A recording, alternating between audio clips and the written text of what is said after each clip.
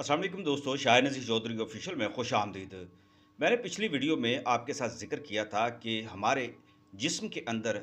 Sir के अंदर अल्लाह ताला ने एक ऐसा रेस्पिरेटर रखा हुआ है, रिसीवर रखा हुआ है कि जिसको एक्टिवेट अगर कर लिया जाए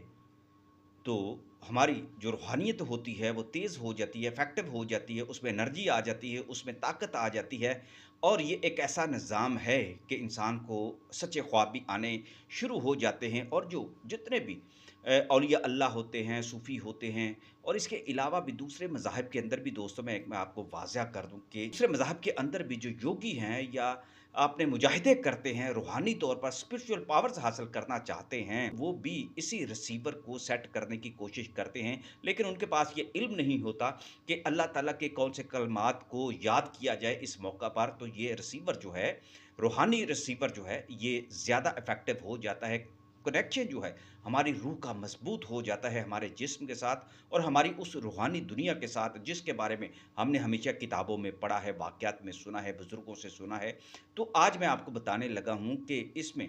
जो रूहानी साइंस है वो क्या कहती है, नफ्सियाती तौर पर जितने भी माहिरीन हैं वो इसके हवाले से क्या बात करते हैं, और जो न्यूरो साइंस है हमारी, वो इसका तयन कैसे करती है कि हमारे अंदर ये जो रेस्पिरेटर्स हैं, ये जो रिसीवर है जिसको हम ख़ास तौर पर एक नफ्सियाती एतबार से और रूहानी एतबार से एक इंसान की इस्लाह का, उसकी दिमागी इस्लाह का और उसकी रूहानी कुव्वतों के बेदार होने का जब हम एक नाम देते हैं, और इसको हम कहते हैं कि जब तक ये मरकज़ ठीक नहीं होता, इंसान की सोचें ठीक नहीं होती। तो ये है किस जगह इंसान की बॉडी के अंदर, फिर इसको ठीक करने का क्या तरीका है। तो ये ज़रा आज की वीडियो भी ज़रा गौर से सुन लीजिएगा। और वो अशख़ास और वो अहबाब जो अपने इस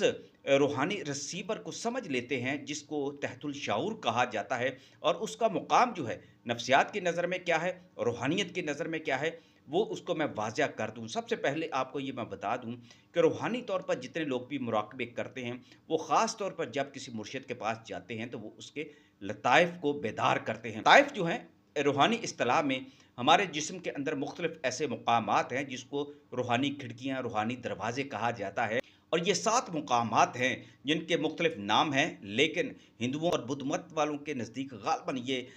5 किस्म के हैं, और कुछ के यहाँ इससे भी ज़्यादा हैं। लेकिन उसकी तफ़सीलात में फ़िलहाल जाने के बजाय मैं बताने लगा हूँ कि ये जो तहतुल शऊर को बेदार करने के लिए जो सबसे बड़ी खिड़की जिसको समझा जाता है, जिसको नफ्सियाती एतबार से भी जो है दुरुस्त समझा जाता है, और साइकियाट्री की ज़ुबान में भी जब इंसान के तहतुल शऊर को ठीक करने के लिए, यानी उसकी नेगेटिविटी को ख़त्म करने के लिए उसको मेडिसिन दी जाती है, तो उनके ज़हन के अंदर भी या उनके तजर्बे के अंदर भी, मेडिकल साइंस की ज़ुबान में भी, ये मेडिसिन ऐसे ऑर्गन्स को ठीक करती है, ऐसे केमिकल्स को दुरुस्त करती है जो हमारी याददाश्त को बेहतर करते हैं, जिसके अंदर हमारे एटीट्यूड होते हैं या नेगेटिविटी होती है, जिसकी वजह से इंसान जो है फिर शऊरी तौर पर नफ्सियाती अमराज का शिकार हो जाता है। रूहानी एतबार से भी इन मुकामात का जो तयन किया जाता है, मैंने आपसे पहले भी जिक्र किया सूफ़ी बरकत लुधियानवी साहब का, अल्लाह ताला उनके दर्जात को बुलंद करे। उनके यहाँ पर लाहौर में एक खलीफा हुआ करते थे, हकीम लियाकत साहब, मैं उनके पास अक्सर जाया करता था। तो वो अक्सर मुझे ये कहा करते थे कि जब आपने कोई मुराकबा करना हो और अपने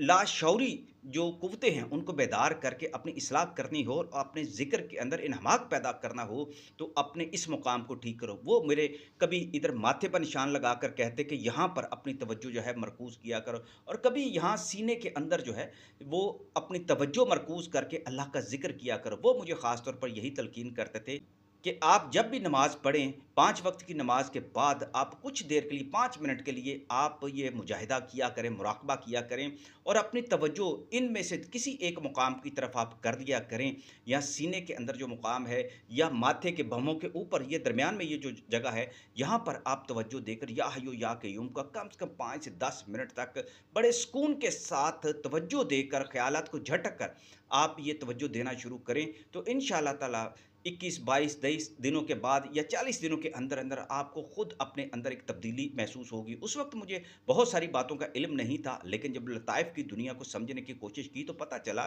कि रूहानियत के अंदर ये जो मुकाम जिसको कहा जाता है, ये नफ्स का मुकाम जो है कहलाता है। और जितने भी रूहानी उलमा हैं या मुहक्किक हैं, वो यही कहते हैं कि इसको नफ्स का लतीफ़ा कहते हैं और इसी से पीछे को खिड़की खुलती है जाके तहतुल शऊर पर, वहीं पर जाकर तहतुल शऊर जो है वो आपके मौजूद है। आगे चलकर मैं आपको बताता हूँ। और इसी का दूसरा एक लतीफ़ा जिसको सुल्तानुल अज़कार कहा जाता है, ये आपके सर की खोपड़ी के दरमियान में है, जहाँ पर आपका जो दिमाग है उसकी मरकज़ियत है और उसी के अंदर नीचे तहतुल शऊर की वो जगह है जहाँ से तहरीक सारी पैदा होती है। इसी तरह सीने के अंदर जो एक मुकाम है इसको अख़्फ़ा का मुकाम कहा जाता है और इसको रूहानियत की इस्तिलाह में ज़्यादा मुस्तअमल समझा जाता है और कहा जाता है कि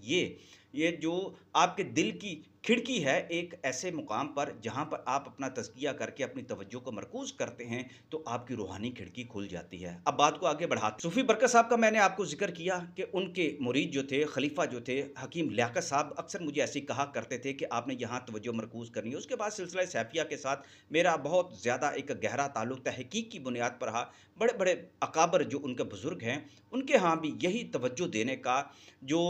तरीका है वो यही है कि वो सारे के सारे लताइफ़ को ज़ाकर करते हैं और उनके अंदर भी एक कमाल है। जितने भी अहले सैफ़ी हैं, वो जब तवज्जो उनका मुर्शिद जब उनको दिलवाता है और सही तरीके से इस पे तवज्जो देते हैं, तो फिर कमालात भी उनके ज़ाहिर होते हैं, उनकी भी रूहानी खिड़कियाँ जो हैं वो खुल जाती हैं।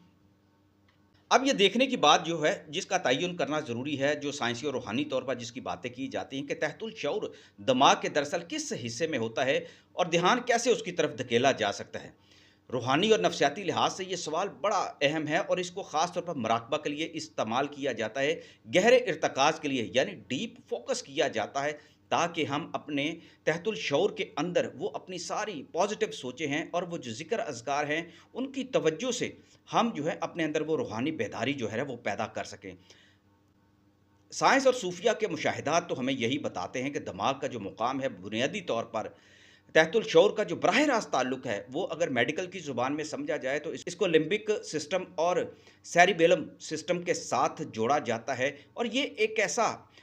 एक हिस्सा है दिमाग का जो इंसानी दिमाग के अंदरूनी और मिडल में यानी वस्ती हिस्से में वाक़या होते हैं ये दोनों हिस्से और इन हिस्सों से ही इंसान की जो नफ्सियाती एतबार से देखा जाए, शख़्सी एतबार से देखा जाए और जिस्मानी एतबार से जो उसका एटीट्यूड होता है, उसके ये मरकज़ हैं जहाँ से इंसान के जज़्बात पैदा होते हैं, खौफ़ पैदा होता है, गुस्सा पैदा होता है, याददाश्त का उससे गहरा ताल्लुक होता है, तजर्बात महफूज़ होते हैं और जितनी भी अंदरूनी जिस्मानी जज़्बाती रद्द-ए-अमल होते हैं, ये सारे के सारे इंसानी दिमाग के इन्हीं 2 बड़े जो अज़ा हैं, उनके दरमियान वाक़या दूसरे अज़ा के साथ मुंसलिक होते हैं और फिर यही से सारे काम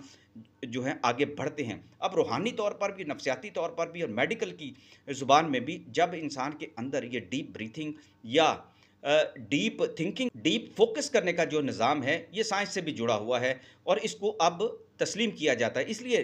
पूरी दुनिया में मुराकबा यानी मेडिटेशन का जो इल्म है, बड़ा तेज़ी से फैलता जा रहा है। लेकिन हमारे यहाँ मुसलमानों में तो ये कुदरती तौर पर मौजूद है। जो भी नमाज़ पढ़ते हैं या अपना तज़किया करना चाहते हैं इन अमाक के साथ, तो वो लाज़मन इस तरफ तवज्जो देते हैं। अब मुराकबा में हम अक्सर आपने देखा होगा कि शऊरी तौर पर हमारा ध्यान जो है ना इस तरफ नहीं जाता, लेकिन एक ख़ास तरीके से अपना ध्यान जो है, कंसंट्रेशन जो है, इस जगह को मुतहर्रिक करने के लिए इस्तेमाल की जा सकती है। अब देखना होगा कि हम अपना ध्यान कैसे मरकूज़ कर सकते हैं तहतुल शऊर में। रूहानी इस्तिलाह में जो मुकाम जिसका मैंने आपको ज़िक्र किया है, रूहानी मुराकबों में तहतुल शऊर को दिल के पीछे या दिमाग के वसत में महसूस किया जाता है, जिसका ज़िक्र मैंने पहले भी आपसे किया है। अब इसके फ़ोकस पॉइंट हैं, बमों के अंदर थोड़ा-सा ऊपर और दिमाग के अंदर गहराई में ये होता है, या दिल के पीछे सीने के वसत में, जहाँ रूह की मौजूदगी तसव्वुर की जाती है सूफिया के नज़दीक। और ये वो दर है जहाँ से तहतुल शऊर की दुनिया खुलती है। लेकिन सूफिया के नज़दीक भी रूहानियत की ज़ुबान में भी कहा जाता है कि ये लताइफ़ की वो जगह है, यानी अख़्फ़ा, नफ़सी और सुल्तानुल अज़कार का जो मुकाम है, जो दिमाग के बिल्कुल अंदर है, यहाँ से तहतुल शऊर की दुनिया खुलती है और रूहानी खिड़कियाँ खुलती हैं, रूहानी दरवाज़े अब अमली प्रैक्टिस में इसको लाना चाहिए कि तहतुल शऊर की तरफ ध्यान कैसे धकेला जा सकता है। इसके लिए बड़ी जो है मशक़ें करना पड़ती हैं। अब एक छोटी-सी अगर आप ख़ुद भी तहक़ीक़ कर लें कि जितने भी औलिया, जितने भी सूफ़िया जो मुजाहिदा के लिए जाया करते थे, बियाबानों में जाते थे, पहाड़ों में जाते थे और जंगलों में जाते थे, बिल्कुल ख़ानकाहों में जाके बैठ जाते थे, ख़ामोशी इख्तियार करते थे, वो भी अपनी तवज्जो को मरकूज़ किया करते थे और अपनी तवज्जो को मरकूज़ करके अपने मुर्शिद की हिदायत के मुताबिक अल्लाह का ज़िक्र किया करते थे, इबादत किया करते थे। जब उन्हें ये ख़सूसियत हासिल हो जाती, फिर वो अपने मुर्शिद के ही हुक्म से अपने जितने भी मुशाहिदात होते थे, उनका ज़िक्र करते, फिर खलकत खुदा में आया करते थे। अब इसके लिए ये ज़रूरी होता है कि जब आपको मुराकबा करना हो, तो किसी खामोश जगह पर बैठना होता है, कमर को सीधा रखना होता है, आँखें बंद करना होती हैं, 2-3 मिनट तक सिर्फ़ साँस पर तवज्जो देनी होती है। और इसमें दोस्तों साँस की जो तालीम है, ये भी एक प्रैक्टिस है, जो अज़ खुद मैं समझता हूँ नहीं करना चाहिए। हाँ, वीडियो देखकर आप ऐसे लोग जो ये समझते हैं कि वो इस प्रैक्टिस को ठीक तरीके से कर सकते हैं, वो इसका रिस्क ले सकते हैं। लेकिन किसी माहिर की मौजूदगी में ही